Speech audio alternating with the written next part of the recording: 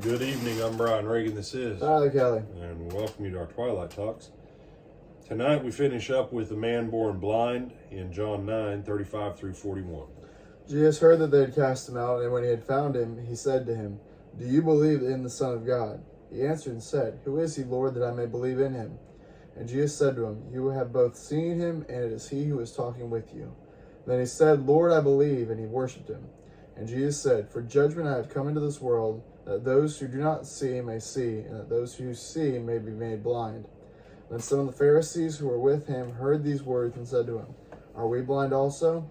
Jesus said to them, "If you were blind, you would have no sin, but now you say, 'We see.' Therefore your sin remains." Okay, so this sometimes confuses people. This is the first time the guy's actually seen Jesus. He's heard him, but he hadn't seen him. And it's an interesting thing here. Sight is tied to hearing. Spiritual sight is tied to what you hear. This guy, who is he? Who is this Son of Man? Who is this Son of God? See, I don't doubt that he recognized the voice. And then, as soon as Jesus tells him who he is, God goes, "Yep, I'm there." Why?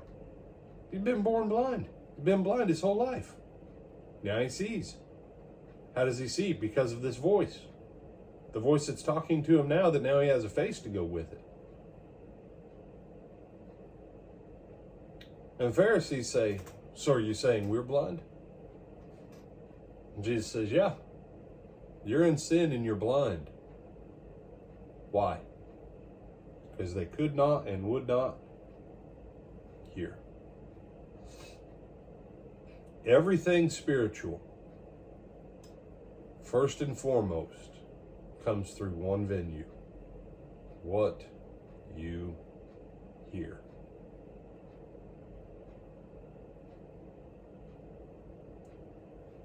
And the Pharisees and the Sadducees and the scribes and the politicians, Herod the Great knew the Word of God.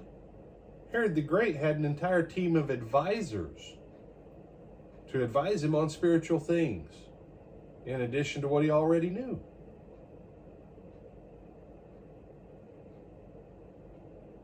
But no one, for the most part, no one was listening.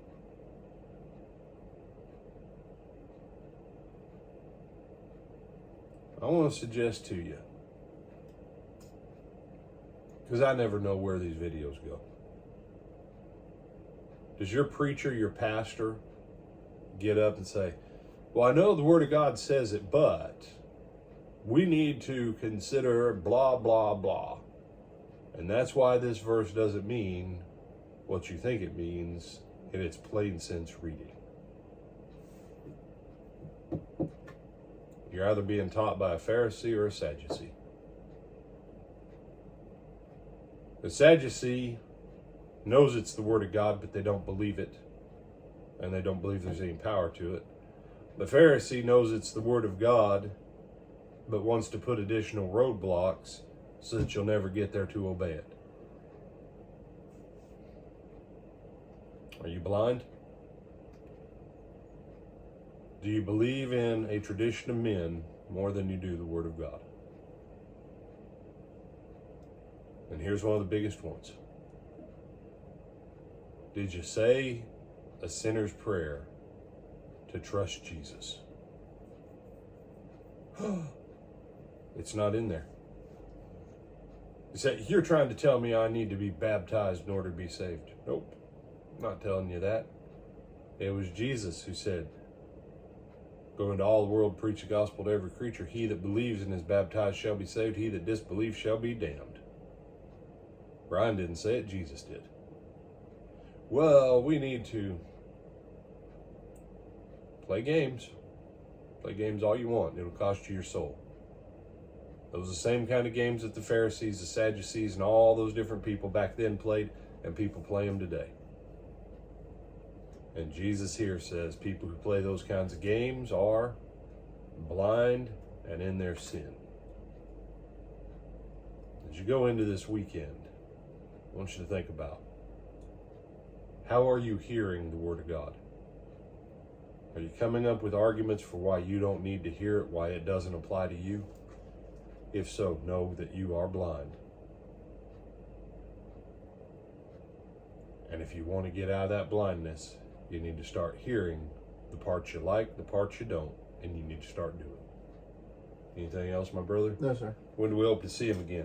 This Sunday at 9:30 for our morning Bible class and at 10:30 for our worship service at the Lake Butler Church of Christ in Lake Butler, Florida, either on our live stream or in person. All right. Have a great weekend, and let that great weekend include us seeing you on Sunday morning. Good night.